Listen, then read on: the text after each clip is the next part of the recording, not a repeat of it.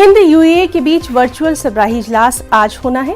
वज़ीर-ए-आज़म Narendra Modi Abu Dhabi के वली अहद शेख मोहम्मद जायद बिन अल नहयान से आज वर्चुअल मुलाकात करेंगे। इस मुलाकात में बाहमी अहमियत के हामिल इलाकाई और आलमी उमूर पर तबादला ख्याल किया जाएगा।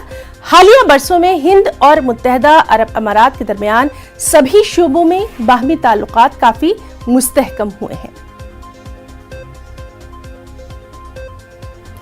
दिल्ली से हमारे साथ मौजूद हैं हमारे साथी शैलेंद्र वांगू। शैलेंद्र, काफी अहम इस समिट को समझा जा रहा है हिंद और यूएई के दरमियान जो होने वाली है, आपसे तफसीलात चाहेंगे।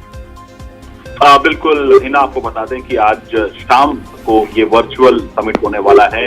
प्रधानमंत्री मोदी और crown prince Abu Dhabi Sheikh Mohamed bin Zayed Al Nahyan के बीच में आपको याद दिला दें कि प्रधानमंत्री मोदी का कार्यक्रम बन गया था यूएई जाने का, लेकिन कोविड के चलते, थर्ड वेव के चलते वो यहाँ से नहीं जा पाए।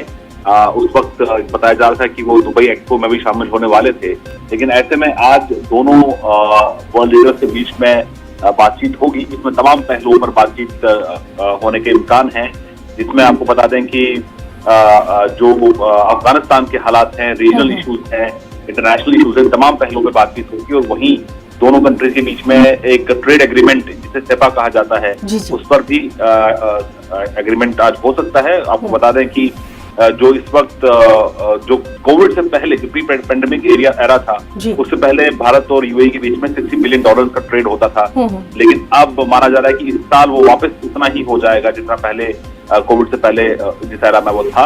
और पिछले करीब 7 सालों में जब से प्रधानमंत्री मोदी की हिस्टोरिक विजिट 2015 की रही है यूएई की, उसके बाद से लगातार यूएई और भारत के जो रिश्ते हैं वो बहुत मजबूत हुए हैं। और माना जा रहा है कि आज की बातचीत दौरान तमाम पहलुओं पर भी बातचीत होगी और रिश्ते और ज्यादा मजबूत होंगे।